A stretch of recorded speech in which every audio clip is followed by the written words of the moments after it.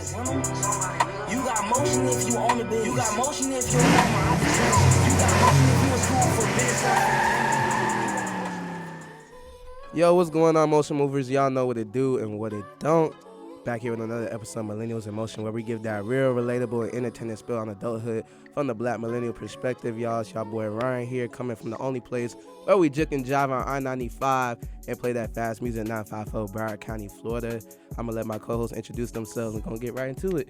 What's going on, y'all? Y'all already know who it is. It's your boy Molly Mall from the 305, a.k.a. Mr. Brandon Campus Alive, the hottest personality on 90.5, the flavor. And yeah. What up, y'all? It's your girl Camille. We back for another episode. Really good episode right after homecoming. Okay. Hey y'all, it's Nyla. I'm happy to be back. For sure. Hey y'all, it's Hodji. I'm from that 407. You know when you with me, you in heaven. And I'm so happy to be here with you all. Is that a new one?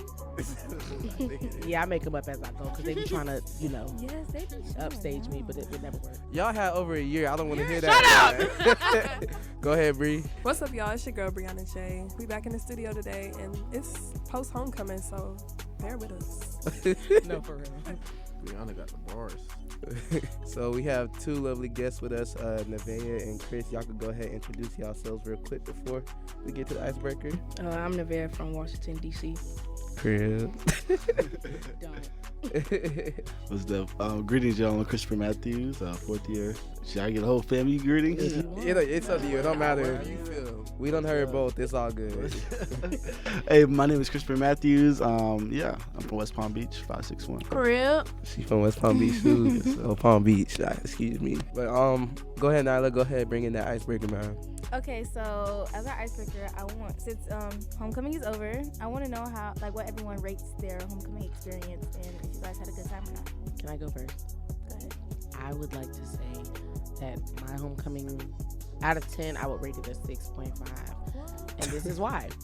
So, first of all, it started for real on like Friday, Thursday night for real. Just because, and I'm used to homecoming being from Sunday to Sunday, jam-packed, 20 minutes of sleep a day, you know what I'm saying? I was sleeping, I was going to class. It just, I didn't really start doing stuff until Friday. And then when I started actually doing stuff, the club scene and the party scene wasn't really lit for real. I feel like people was just going places to say they went. Nobody was really dancing. The DJ was only good at one event that I went to. Which Which event? one? Ride 49. And then I had it free, yeah, who don't talk about it. So, and then what else? Oh yeah, the actual, not all of the alumni, J School alumni came through, but the other alumni and just the vendors and stuff, some of them were kind of mean and obnoxious. And then the food. I heard the food wasn't great. The drinks was good. Like all the pouches, the drinks, all of that type of stuff, all the bevs, those were good. Lemonade was good. But the food, it was just like, it was either wasn't mediocre or it was bad. I rate mine 5. Dang. Wow. But only because I work for family events. So like she said, I'm used to Sunday to Sunday, but I only really went out Friday, Saturday. Friday I went to Power Outage. No, Tuesday I went to Taco Mora. Shout out DJ I love TB. Taco His music Mora. always good. Okay. Friday I went to Power Outage. Saturday I worked the game. Only good thing about that was like getting money from people who ain't buy tickets that wanted to pay to get in the game. How much money you made? Don't say it. Don't say it on there. Don't say it on there. My bad. And Go get you then fired. Sunday I went to church and we had Leandria Johnson at church. Yes. Oh, I thought I was. you I went thought to I was the Eda. week before. I mean, after. Nah, that was Oh, yesterday. dang. That's the week I didn't go Yeah. either, man. But yeah, for it to be like my last undergrad homecoming, Right. it didn't top the rest of homecomings. So Sophomore year homecoming was one for the books. yeah. Well, I'll go ahead and not say mine was a 10 out of 10. I honestly like this year better than sophomore year, for real. Shoot, I went out to almost every party for the most part. I didn't go out Monday and Tuesday. Tuesday, me and some friends, we had our own Taco Tuesday because we ain't feel like going to Cancun, spending money and being in a hot, restaurant. Right. But Wednesday I went to Chillmatic. Thursday was Power Outage. I don't remember. Power Outage was Friday. Ride 49. Thursday, I don't remember what I went to, but I went to some. Friday was Power Outage. Mhm. Saturday was Bourbon Street. Yep. And then Sunday was brunch at Potts. Man, I don't know. Some of the events I ain't expect to have as much fun as I did, but I had a great time, man. That's all I'm gonna leave it at. Oh, and the football game too. The football game, I ain't gonna lie, next year I'm definitely gonna tailgate more because the game itself, the game itself, it was like I don't know, the FAMU section just don't, the student section don't be lit like that for real though. No, it's because It used to be DJ good. wasn't playing. He wasn't. That's a very Hey, good but point. I'm gonna tell you, no, I gotta tell you because I was with the DJ and I can understand. Okay, boom, right? I gotta take the DJ. So I'm not finna let y'all do loose kid like this. I'm saying, not finna was let it you gonna talk about the Nobody was ads? gonna do loose kids. Yeah. Yes.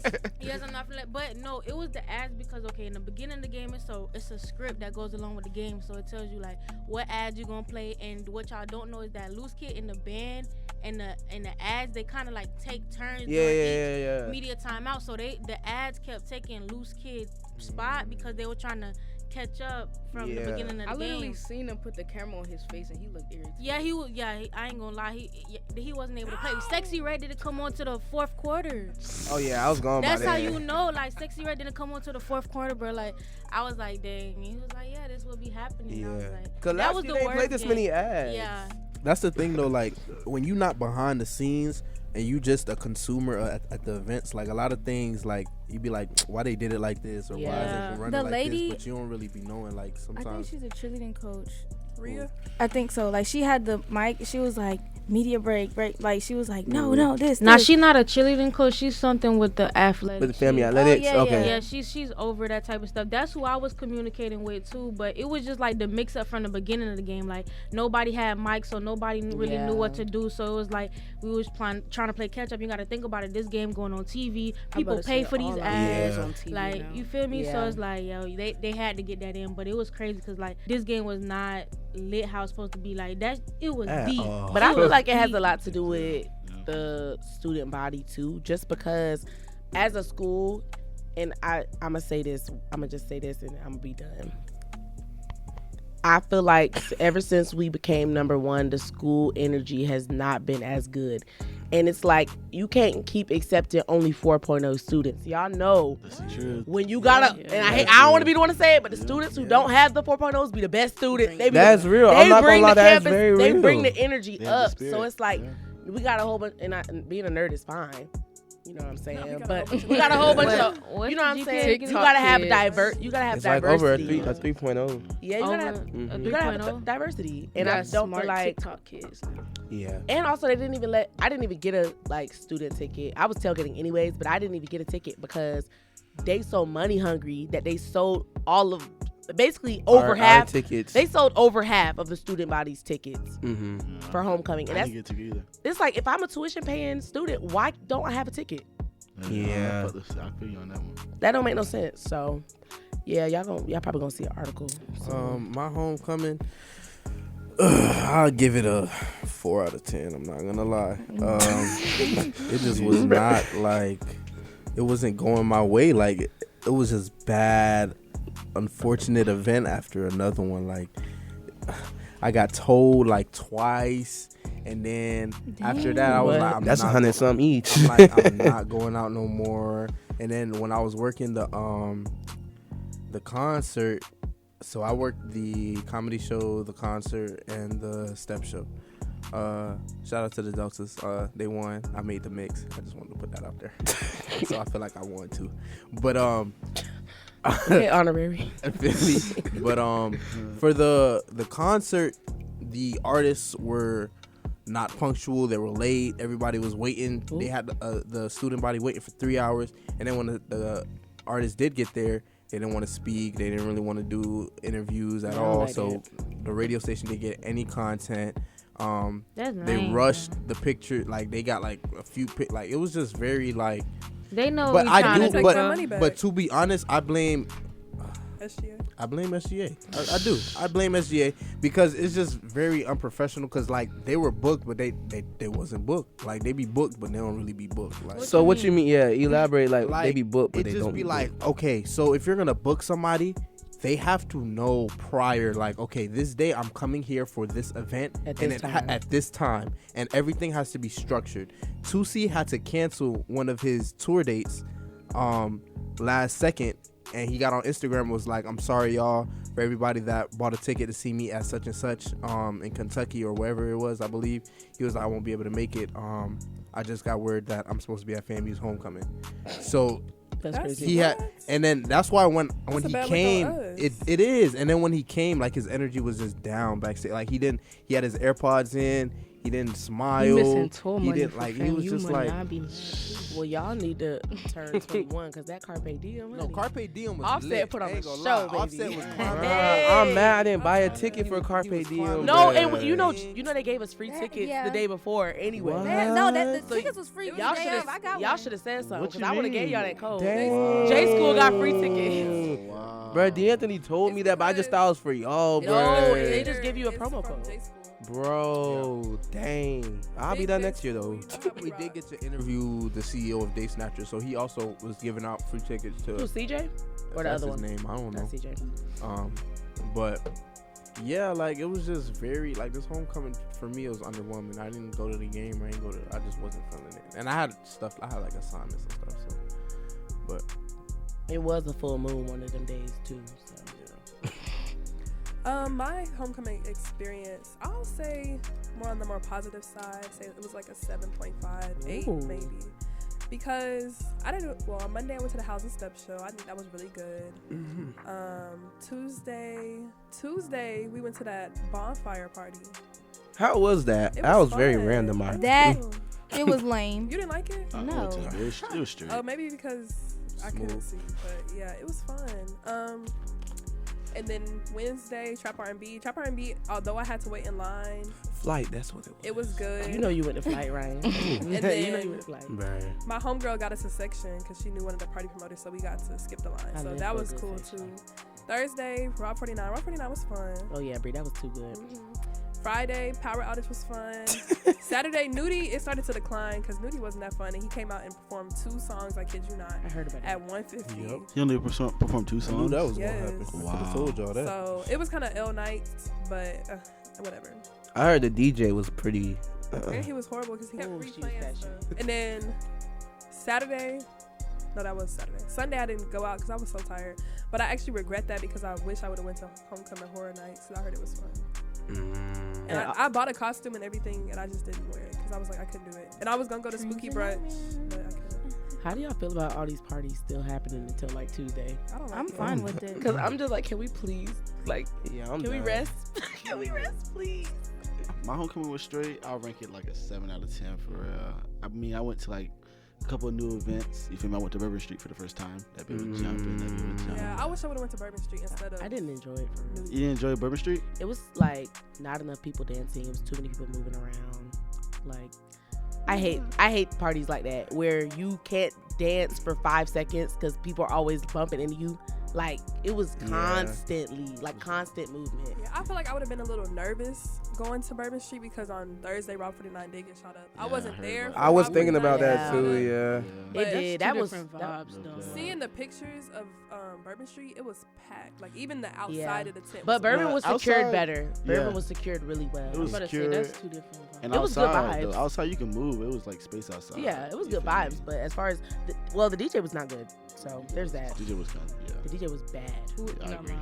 I don't know. I had a I'm good about to say time it was regardless, I did man. too, though. I feel like with one of them things where people not dancing, they not really socializing. You just gotta make that experience for yourself. No, shoot. but the music was bad though. I would say like I feel like people like weren't really that like up at Bourbon because the bar like they was waxing Yeah, and like the you know bar. you gotta get lit Yeah. to be lit. There was 2 Yeah, bars, they but were. both the way it's set up was too was like there was really no structure to the bar either. Especially because like if you're young and you don't know how to really work a bar, you're not gonna understand how to and it just was get like in there it and was get a makeshift, drink. so it wasn't like they had like bottles of like Yeah. like juice. They had like Minute Maid and That blew up, lemonade. yeah. Like they had to pour it, and they was Yeah. waxing for that. So Now I it's will like, say, We're now the waxing. bartenders at Rock 49, that was a whole different. That bar was it. But I ordered a Right. double at Bourbon and that didn't do nothing. So, and I don't even drink. So just to give y'all an idea. Okay, my turn. Okay, so I would rate my homecoming. I'm gonna give it a good 7.5 out of 10. I had a time. Like, I went out from Tuesday to Monday because I'm going out tonight. Perp. Actually, that's not true. I didn't go out yesterday. Well, night because I went to brunch. But I was gonna say, I thought I seen you at brunch. Yeah, I did go. Dang, Ryan. I mean, what if she was trying to, My bad. I was confused. My bad. But yeah, I went to Cancun's. I was having a good time at Cancun's, but my friend, she wasn't, so she wanted to go to the bonfire. We ended up going there, and I was mad. Like, that was not talking about nothing. It was deep. It was a lot of people, but it wasn't talking about nothing. Yeah. I feel like that type of setting. I think it was a lot of freshmen there, probably. That's what too. it was No, giving. it was definitely a lot of freshmen. I didn't know a single person there other than the people I came At the with. what? The At the bonfire. Oh yeah, I It was a saw lot of Jamal class of there. 27. Ooh. Oh, I did. You did? Wait, I see him with his friend. Anyways, Wednesday. What was Wednesday? Oh, Trap R&B. I had a nice time at Trap R&B. Yeah, that was fun. I had what's that restaurant? Hobbit. Yeah. Mm-hmm. I had Hobbit. It was busting. And then my favorite night, honestly, was Power Outage.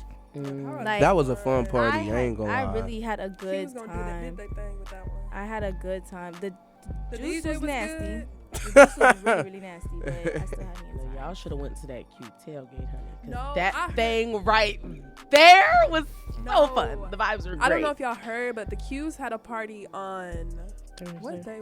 Thursday. Thursday, the social. I Oh, yeah, heard that's that social, was yeah. jumping. I heard That too. was Yeah. good. I should have went to that. The only thing like I'm kind of upset about is like having to dance at the game. I can't go to tailgates or anything, so because I have to be there so early. So I'm literally just Dang. in Al Lawson, just waiting like for the Rattler walk. Yeah. and And have then to you be walk to the tired field. after. So it's like I can't even go to the. And then after the game, I was going out, so I couldn't even go to Perry Street. Yeah. Like Yeah. Saturday, I really didn't have a good. I didn't have a good day on Saturday, except for Bourbon Street. Like Bourbon Street was good, but yeah, Dang, during the you day, got to tailgate like next year then, Yeah. or whenever you grad. whenever I'm not dancing. Yeah, the tailgate is tea. Yeah, but yeah. Brunch, I really give that a 10 out of 10 because I went to 2 different places. I went to It's Smacking and I went to Potts, and I had a Yeah. good time at both of them. It's Somebody Smacking spilled a drink was- in my car, Not Pebbles. but Oh Lord. Nah, it's smacking was tea because y'all know. If you know, you know. I was by there, but I wasn't at I it heard smacking. Smacking wasn't good. It was crazy. it was good. It was crazy. The music was good too. But yeah, we're gonna get into the next topic. Neveah, I'm gonna let you go ahead since this is your topic. Go ahead. Okay. So the topic came from a TikTok, and the girl was talking about how they blame our generation for being trashy, and then the lady was talking about how sometimes it's our parents' generation fault, so millennials' fault that Gen Z act the way they act. And I just wanted to talk about that topic. So for me, I want to say, like, not to excuse our generation, but we get a lot of slack for being trashy when really the way that we act is a result of, one, most of our generation raised themselves because they don't have real mothers. 2, they talk about the teen pregnancy rate of us being high, but a lot of our parents are still in their 40s and 30s because they had us at like 18, 20, but they don't take their own blame for that. And then also how a lot of them raised themselves, so they raised us out of the fact, like out of anger because they didn't have a mother themselves. So I guess the topic is like, do you think that the generation before our parents are to blame for what's trickling down, or do you think that we should take more of the responsibility for ourselves and like how we act on social media and all that stuff? We gotta take responsibility at some point. Yeah. Because it go way deeper than just our parents' generation. Way, way deeper. But it's like, But you I gotta will take say, since I work with like kids are literally imitators, like Sponges, bro. Sponges. They absorb what they see. So us, as the generation that's coming up now, I feel like we were over sexualized as kids. Like we were exposed to a lot because of like the fact that the internet came out. Yeah. It was a lot faster. Like things were, everything was just so open and exposing. Like we were just exposed to a lot of information at very young ages. So it was just like, now they're seeing it like, oh, you feel me, this generation is quote unquote trashy, but we're literally just They threw it in outputting- our face yeah, and then blamed yeah, us exactly. for it. It was It's like that's what we were receiving when we were coming up. Like that's all that you know what's going on. Like, y'all ever think about the amount of songs you listen to as a kid and you play it back now and be like, what? This Dang, what they my was mama talking let me about? listen to Yeah, this. like this what I But was that singing was in the good car. though because they hit it. Now it's not hidden. Like the kids that's growing up now, it's not hidden at all. They know Mhm. exactly That's true. what it means. That's true. Well, I think that, and I was talking about this with, I don't remember who I was talking about it with, but I was talking about it like yesterday with one of my homegirls, and yes, I would say we are to blame, just our age group, but I think it's in a different way as far as social media. I think what it is there's no more children or teen content being made anymore. Like back in the day, I can yes, agree we with that. still Really, had yeah. my Nah, neck. that- you know, that's We still facts had right my there. neck, my back. We still had the baddest bee by Trina. Like we still had that, but we also had OMG girls. We had Yeah, Mindless Behavior. We Justin had- Bieber. Yeah. we All the had different Justin Disney Bieber, like, stars. we had even going back right. to like cartoons and stuff like that. Like Yeah, you Yeah. know, really absolutely like right. like we Yeah. had Family Guy and stuff, but we also had Jimmy Neutron, like Yeah, which is SpongeBob. also like Stories. even the stuff that was on Adult Swim. Like our parents would censor us from it, but even that wasn't nothing where you really, really had to cover your children's eyes. And so nowadays we come into an age where people not even shopping at, like, there's no Justice anymore. There's nowhere for teens or young girls and boys Toys to. R Us, bro. No Get- Toys R Us. Yeah. No Yeah. Toys R Us. Like, There's no, nothing they're for making kids. It's not even no. It's no Build-A-Bear, man. Like they're not playing with toys anymore. Hey, Build-A-Bear's They're still no- alive. It is. There's no Very much. It be empty though. what is it? There's no junior section in the stores anymore. You either wearing baby clothes or you wearing grown woman clothes that just fit Facts. kids. So to your point though, they would say our generation is trashy. We aren't the ones putting that stuff out. We're Yeah. not in the bit. Right. So I you agree. said like We're we just- should this take is the what- blame. this I is think what we we should coming take up in. accountability for how we would change it. Yeah, that's but what we're I'm not saying. to blame for it. I could say I would say we Yeah. definitely have a part to play as far as changing it, and that comes from getting jobs, you know, like media jobs and things like that. Writing cartoons, writing new books, writing stuff, selling new clothes, more designers and stuff like that. Is it to take the blame? I really don't think I have anything to do with that. My opinions on the situation would be, like y'all said, it's up to us to change it. Because growing up as a kid, I was exposed to everything. Like, not gonna lie, my mama was doing it all, my daddy was doing it all, and I was seeing it all. And because I was the oldest child, I was having to take care of my brother and sister at some points in my life. So, and I don't think that I'm trashy at all. I'm the most, what's the word? Not trashy person. Classy, maybe. If you ask somebody, they not gonna be, oh, Bree's not sexy red. Yeah. Complete You're not. opposite. And I just think if I can do it, then our generation should do it. And I don't think that you should be able to use that as an excuse to why you acted like this. Because I was a product of the hood, of all that. Yeah. So I don't use That that as country an hood. excuse. No, literally, like in the it got bad. So I don't use that as an excuse to be ratchet though. Okay, so do you think the older generation are okay? So you said excuses, and like you was exposed to it because of your parents. So like, do you think that they're calling us trashy to excuse their own actions for throwing it on us instead of like taking the blame? Because to say we trashy and we learning it from y'all, but not taking the own accountability for yourself, it's like what they want I mean, to I do feel- with that. Oh, well, go ahead. She was asking you, Bree. Go ahead. Can you ask the question one more time? Like, okay, so I'm gonna just word it like this, but like I know them your parents. So I'm saying like, do you think that, so say if your parents was one of them people who be like, oh, like this generation is trash, but you know you learned it from them. So I'm saying, do you think your parents' generation is using, like saying that we're trashy to not take accountability for their own actions and act like we did it to ourselves? I can agree with that. I can say that they're not taking accountability that they were the founders of this behavior. But I also think that we shouldn't be acting like this in the first place just because of that. Can I say something? That else? makes sense. So another thing I want to point out too, which I feel like I be pointing this out every week, but another thing I want to point out too is propaganda and like the part that it has to play, like I guess just in our society, right? So most of the time, like you hear the Gen Z wars in other races and other communities too, but with us, it's only when it has something to do with sex and drugs. And I think a big part of that is because like the industry wants to push that black people act a certain way. So we see that on like, okay, 106 in Park, we see a guy fully clothed, but a girl don't got no clothes on, but like they all around a nice car. Like being in Florida or not being exposed to anything else, you think that's how they really living for real in every hood, but they're not really living like that. We just think that because what we're seeing on TV. And so I hate to be the one to blame the government or blame the powers that be instead of blaming the community. But I think we can blame them too, just because they're the ones who want to push that media narrative. Like Sexy Red, Glorilla, like all of those artists, they still have somebody that they answer to. When you see somebody like Cardi B, who don't even allow her own kid to listen to the music that she makes, it causes you to ask, okay, well, why not? Obviously, you don't believe what you're putting out. I want to put my input on this. I just think, honestly, the agenda is to emasculate the black man and to continue to sexualize the black woman.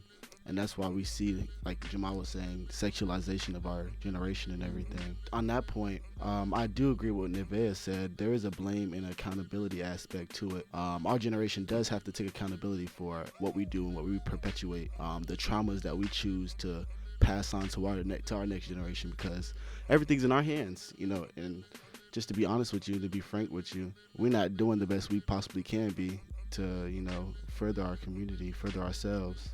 Well, we can do Be better. the next adults. Yeah. We really think about that. Like, I ain't ready. Literally. That kind of swings into your What topic. my topic is, so you should exactly. Just, go ahead and bring it up. So going back into that, what do you think our community is doing wrong, and how can we do things better? Just to give a little preface, I want to talk about my nonprofit real quick. I have a nonprofit called Helping Black Communities United Incorporated, and our vision is one day Black communities will be economically sustainable and politically engaged safe havens driven off the unity and cooperation of the youth.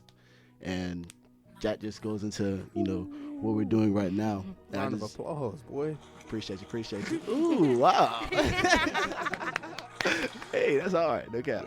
But yeah, that just goes into our conversation and everything. I just believe it's on us to uplift our communities, uplift our situations, and better our Black spaces, whether it be here at FAMU or at large in the Tallahassee or Florida or the United States. What does your nonprofit do? Like I said, our vision is economic sustainability and political engagement.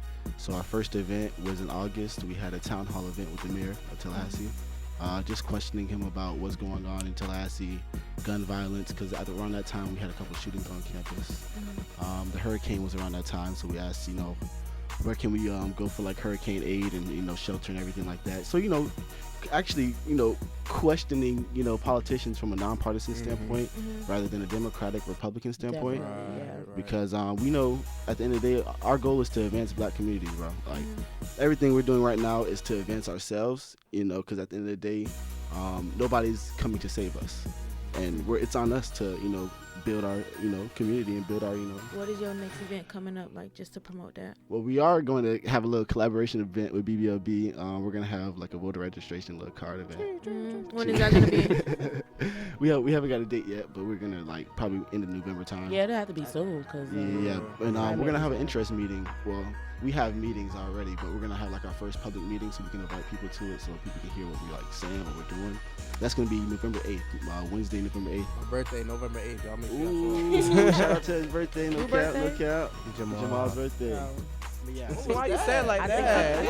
I think I'm busy that day. Okay. So yeah, we're just doing our thing. Like I said, this is our second year of operations. We're not a family organization at all. We're a non-profit. Okay, so the answer to your question, honestly, in regards to I feel like the Black community, they don't question enough as a whole. Like, I mean, it's a lot that goes on. You have those people who's particular to go out their way to really understand like the way society flows, and just the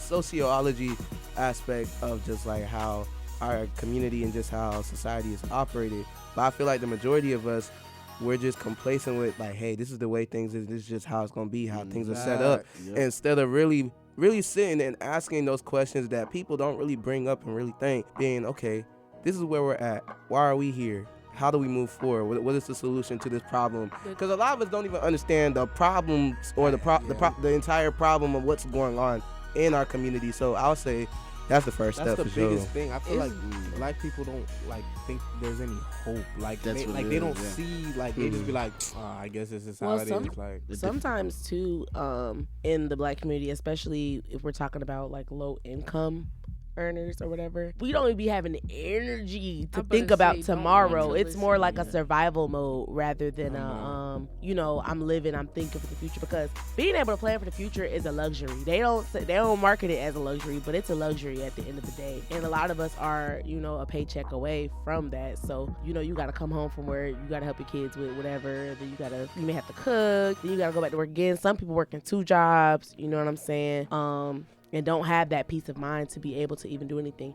And then on top of that, specifically when it comes to like the political involvement in our community too, I would say 2 things about that. One, getting to the polls is very hard for people because scheduling and things like that, and having to work so hard and being tired all the time.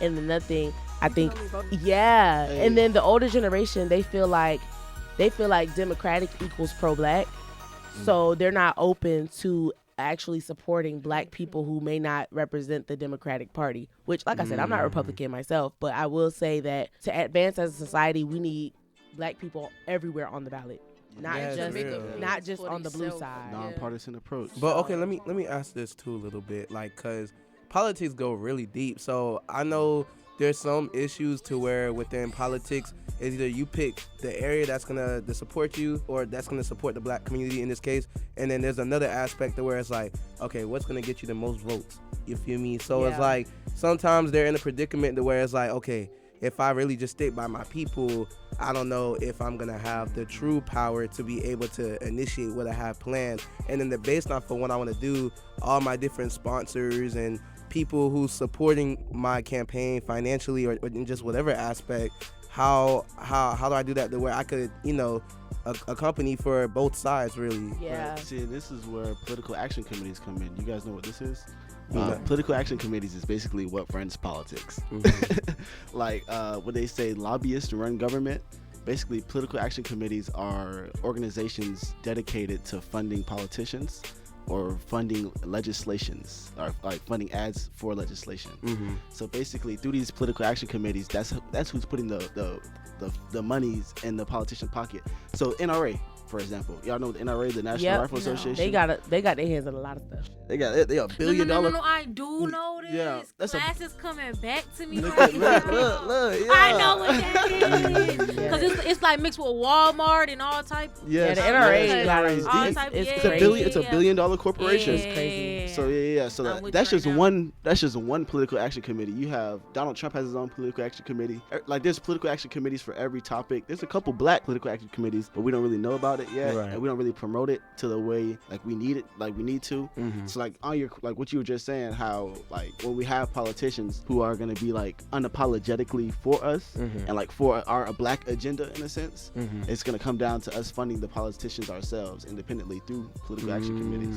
But people don't learn for themselves either. Like if one black person in power say this who we gonna go with, then everybody else just agree. And then like not saying like say for example, say if Donald Trump actually was like great for the community, right? Yeah. If there was a person who wanted to educate us on how he's great for the community, nobody would want to listen just because, like she said, Democratic. People think Democratic just means pro-black, anything like that. Like they don't want to actually get the education. They just want to go with the flow. And that's another problem with the community could fix, because like stuff like this, like we would have to force them to listen to politics to where if we was talking about some of them other topics that we named like before we started, people would be tuned in. So it's just like sometimes with harsh topics, you have to force people to listen, and we ain't going nowhere with that either because they don't want to. Well, I think when it comes down to listening, people's attention is starting to dwindle because of the music that they're putting out and because of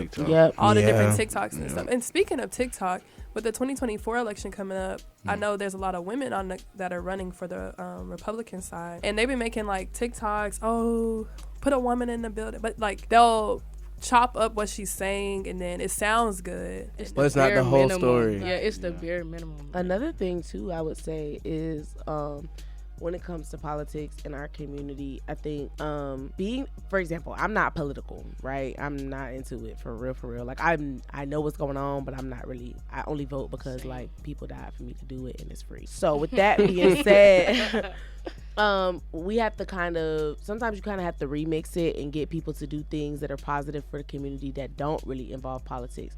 So I mean, a breakfast program for the kids, or being a crossing guard and things like that, encouraging us to get more involved in the community And especially being acquainted with whoever your mayor is in your city, like those are low level things that as a community we can do that will influence us on a ground level way more than only thinking about the president once every 4 years. So that's something too that we gotta like encourage our communities to do, just be more active where you already live at. And on that point, see, the only reason I know these stats is because I don't know. I'll sound I'm not too political. Don't get me wrong, yo. I ain't a person who be too deep into politics and everything.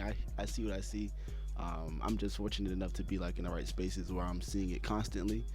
But I wanted to say with FAMU's campus, only 200 or 300 students voted in the last election. Yeah, I saw that. You feel me? Compared to FSU. And then you gotta offer food to get people to come vote. Like honestly, it's the though, bare I don't minimum, think. y'all. But not only what I was trying to say though, I'm not even a person who's gonna sit here and tell you to vote every election, because if you're voting and you're not getting anything for it, I understand why you don't want to vote.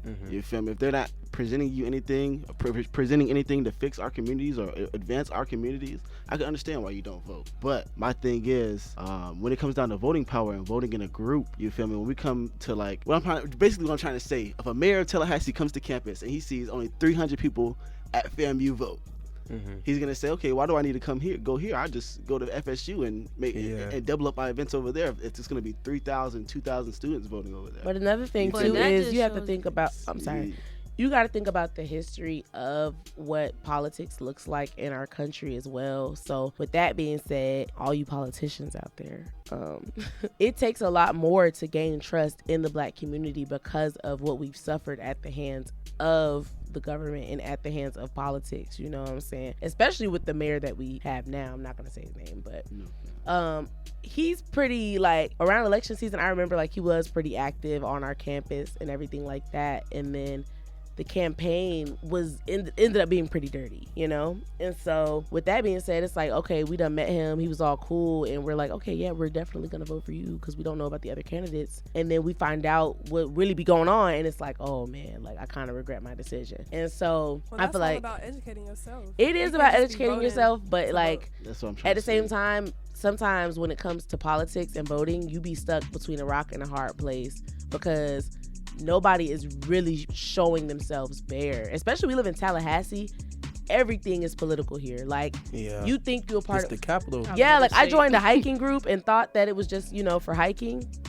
A hiking group is crazy. And it just ended up being so, like, you could tell, like, the person that was in charge of it was trying to, like, butter us up for what they were trying to campaign for. And this isn't even nothing that the campus is a part of. This is just Tallahassee community people. And so with that, it's just really hard to build trust with the Black community because you don't know what this person's going to do once they get your vote. And just to wrap it up from my perspective on things, again, honestly, vote for what? That's the point. You feel me? If you're not getting anything for your vote, if there's no tangibles coming back, if you're not seeing like even with the mayor, like I know you guys see me like do things with the mayor. That doesn't mean I'm totally supporting the mayor. You see what I'm saying? Right. I'm just here trying to give us a voice to talk about what's going on, giving us like opportunity to question him, and actually like poke the bear. You feel me? Like what's going on, and I feel like we just need to continue to. Politics is not going to be the way out of this. That's what I want to get. You feel me through it. The politics is not the way out of this. It's going to take an economic approach, more than anything. Then it's going to take a moral approach. Where we talked about how our generation is kind of, I don't want to say, what's going on in our generation and everything. But it's a moral approach, but it's also going to be a political approach. It's a headed monster that we have to conquer right now. So let me ask this one question too as well before we move on. So you said from an economic standpoint, how do you think we should go about that, being that like the Black community itself is in a way lower economic status than any other race? That's what they want us to think, Chad. We have to play into capitalism. I hate to say it, and I know people don't like capitalism and like people say socialism, all these other things and everything. But at this point in time, we're in America. We have to work together. The only way to advance ourselves in an economic way in America is to work together. And that's working together. Businesses need to work together. We need more businesses. We need trades. So, we can open up the basic businesses for ourselves. So we can have plumbers, electricians, all those things, so we can do ourselves, So Yeah, okay. get in the door, then build up the house. Don't try to knock down all lake houses. Just gotta go with the flow Exactly. until you get to the top. Never. Not go with the flow, but get your No, foot in the I get door. what you're saying though, cause I was gonna say like cause when you say that, it just sounds like to me like low key like you feeding into their game, like, oh, y'all trying to get here with us or higher, but you need us though. You feel me? So I don't know. It's just like I get that. That's the game literally though, but it's just like Ownership, fam. What you mean? That's what and the name of the game is ownership. Everything you want to do, everything you do, you need to own it. And that's how we get out of this. You feel me? We own our own independent schools. Right. We own our own independent hospitals, our own independent banks, our own independent, grocery stores. That's how you get out of this and actually like establish our own everything. Yeah. Just like we had, and this is not even far fetched. We had this before. Yeah. We had all this prior to the 60s. Yeah, I be joking saying like, this is gonna sound so bad, but I be joking saying like, what if segregation wasn't that bad? But like sometimes it's just like, dang, if we had our own stuff, we'll be so far ahead. We wanted to. That's a whole nother topic. I gonna say, The only thing that was bad about it that's was a whole that nother topic. we weren't able to. It wasn't equal. Like we build was up. separate, but equal will be straight. Yeah. Because there was such thing as Black Wall Street that they burned down to the ground. Yeah. And that was like the most, the richest. I want to say it was in Alabama. I'm actually not sure. But No, it was. But the thing with Black Wall Street is they rebuilt Black Wall Street after it burnt down. A lot of people don't know that. What killed Black Wall Street is when we like integrated, like what you just said again. Yeah. Like if we was actually separate but we stopped equal, working we'll be together. straight. It's the fact we Yeah. wasn't equal that was the problem. But the craziest thing about it is, even when we were separate but wasn't equal, we were still doing like way was in better, Tulsa. way better. So it's just. I don't think it was doing way better. We now. weren't doing that I mean, much better, but we when you look at we were, the, Survivor. I'm saying like I'm thinking on the standpoint as far as like school is concerned. So a lot of us didn't have new books. A lot of Black students were forced to share books and stuff. But That I struggle mean, was building even character, that's what kind I'm of. saying. Like with the like when you look at the Hidden Figures example, like we're one Black woman in a room full of like 50 white men, surpassing them. But she had to share a book with 5 other people when she was in school. So that when I say we were doing way better, that's what I meant by that. Because like, yeah, we need the books because we deserve the books because we built the country. But imagine what it's going to look like when we get the books. That's what I don't understand about white people. It's like, how you don't want to be around Black people, but you seen what they can do. They built a country with 2 hands and 2 feet. And that right there, it's a matter of jealousy. It's a Yeah, matter it's of, a- hey, I'm not Yeah. saying for everybody, You but stole us but 'cause you're you saying couldn't do it. you literally did all of this to take away our power, our Exactly. integrity, and everything, but yet you still see us thrive through the midst of it, and that makes them upset. Yeah, war on drugs, and then Yeah. y'all make weed legal, so y'all. But can they profit. they also All that feel stuff. like we're going to retaliate. And I think at this point in the game, you know what I mean, it's 2023. Even though a lot of us do have that I'ma mind my business, I just want what I want mindset, there are some Black people who feel like revenge is the way to go. And so that fear of the Black community one day rising up, and I think it wasn't Frederick Douglass who said it. It wasn't Ben Franklin either. Who was it? It was the white one who had the slaves, and it came out that like Jefferson? Yes. He basically was like afraid. His like one of his last dying like statements was like, Oh yeah, on his deathbed. That's yeah, what like told he was his, afraid that like that Black people would Hey, rebel and that's like want to get revenge. Yeah. But that's their fault though. But the thing about it is his solution to the problem was to just never end slavery. And so when you think of a community that has a mindset like that, they're thinking of, okay, let's just put a Band-Aid on it. If we keep them down, they're not going to be able to do anything. When you could just leave us be. But you also have to think about, which is crazy too, but there's a few brothers out there too, a few sisters out there who kind of was alongside with that too, and I feel like that kind of contributed to the issue as well too. What you mean? Like back in the day, well, really, I guess during the time of slavery or even before, not I feel, but it was the case to where there's Black people in places of power who literally would They didn't want nobody to help be to up save with the them. slave. yes, while they was but I mean, they sell the also slaves. would trade and enslave their own people to bring in more power and more money for themselves or people within those positions. True. And that's another thing. But even with that though, no, exactly. I'm saying Traders. But even with that too, though, like when you really look at like the history of how that all happened, I mean, especially when you watch Roots, which is based off real history. So if y'all get a chance to watch that, watch that. But anyway, when they were selling our ancestors overseas for guns and ammo and money and stuff, our ancestors had no idea that that was the same slavery that they were talking about when they bought us. They were like, "Oh, okay, y'all gonna help plant a few crops or whatever, and then y'all gonna send them back, and we'll be straight." Next thing you know, I just sent my cousin over there with these white men, and they haven't come back. But how would they even expect that to work? The system was so large. Because slavery, when you look at slavery like in the Bible and slavery in that time, it meant indentured servitude. So there was an agreement that they were going to be doing servitude, not chattel slavery where we're getting beat to death, getting our feet chopped off and all type of stuff like that. Like they had no idea that that's what the original plan was. And even when you look back, they went and got in the ship and tried to find the people and was like, where did they go? Hey, on that same point what Ryan was talking about with the traders and everything, I wanted to say, like, a lot of people don't know Nat Turner and his revolt, it wasn't white people who caught him. It was a slave who ratted out Nat Turner. Yeah. And, Wait, what Nat Turner did? Nat Turner led a slave revolt. No, yeah, it was too good. This is good. We have to educate. Well, not too good, but you know. It's a slave revolt, basically. And it wasn't successful. He didn't kill a lot of people. I'm going to be real with you. He probably only killed like 20 people. I mean, that's a lot of people, but you know, but he only killed 20 people in this revolt. But back then that was pretty big because, you know, media spread word of mouth back then, Camilla. So basically what happened was, I think I noticed. Yeah, like they would get together and like be overthrowing slave plantations and stuff. So you in Georgia and you hear he in South Carolina. And then the thing is, though, after the Nat Turner rebellion, that's when they decided that black people should never be illiterate. You said what? You could keep I'm going. good. Okay. Yeah. After the Nat Turner rebellion, that's when they decided black people will be banned from reading and writing because Nat Turner was such a good reader and so educated. He read the Bible, you know, front to back, and was a preacher. You feel me? So he would preach to the slaves. That's how he like riled them up for the rebellion and everything. And yeah. So.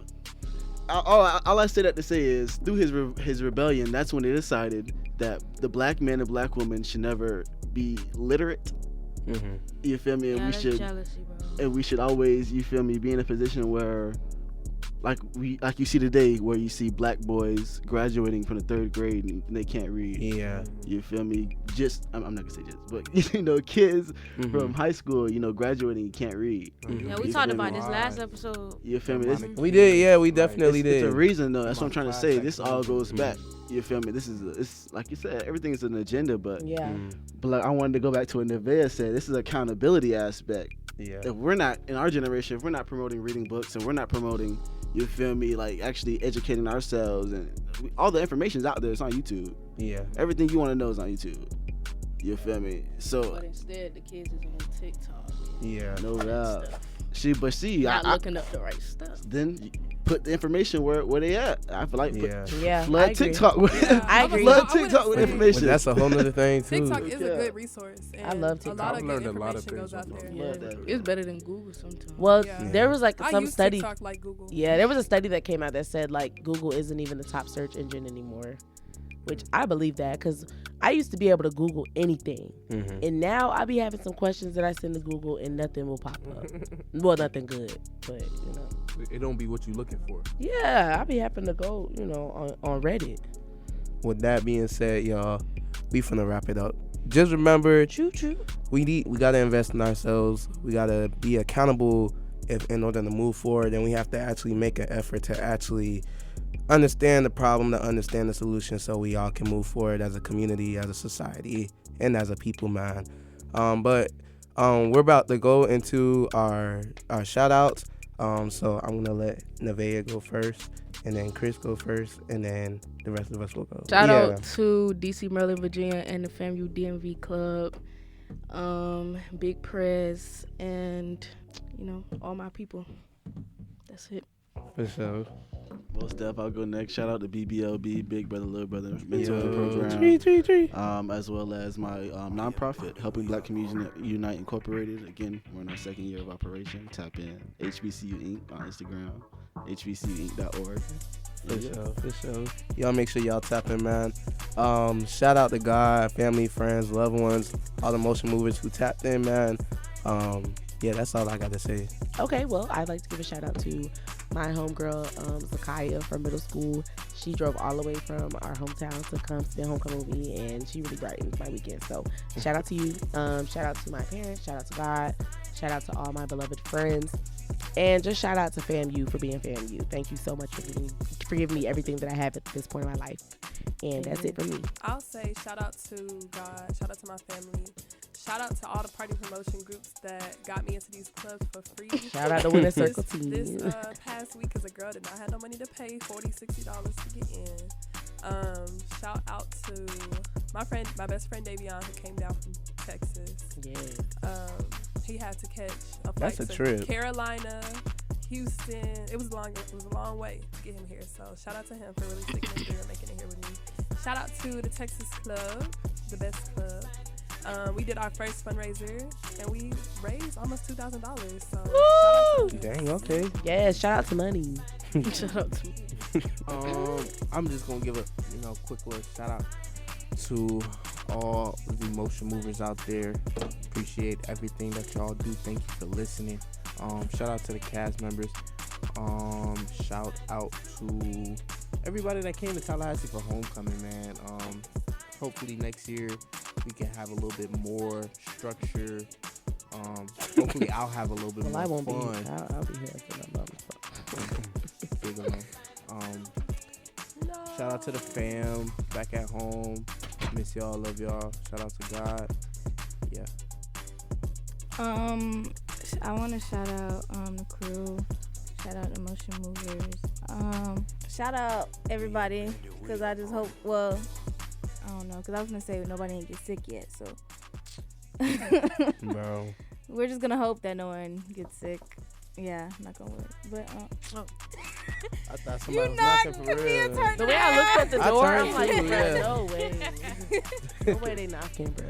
But yeah, yeah, that's it. Shout out to Kim Kardashian. What? We not doing that. We not doing that. Yeah, shout out to Kim Y'all Kardashian. In the episode. What's And y'all better hope I Yeah, edit this. yeah, one. yeah. Y'all better hope I edit this. I'm one. editing it and I'm leaving it in because shout out to her because she's really deep in her bag. Nah, for She I just did agree a with you, Bree. partnership with NBA. Yeah, that's major. What? That's major. Yeah, I'm not here for it. Anyways. I don't care. All right, we go get to that, I guess, the next episode. So, but go ahead, come here. I'm writing an article That's about my it. shout out. Shout Look out to for it. Kim. Shout out to Kim. Oh, I'll read your article. Yeah, read it because she did her thing. I'll support the article, honey. Shoot, if that's it, man. We appreciate y'all for tapping in. So, Power is the word of the episode. Remember, say that word so y'all can get featured on Power! our podcast. That's There good. is power. No. but appreciate y'all for tuning in to another episode of Millennials in Motion. Till the next episode, man. You know what it is. Bye.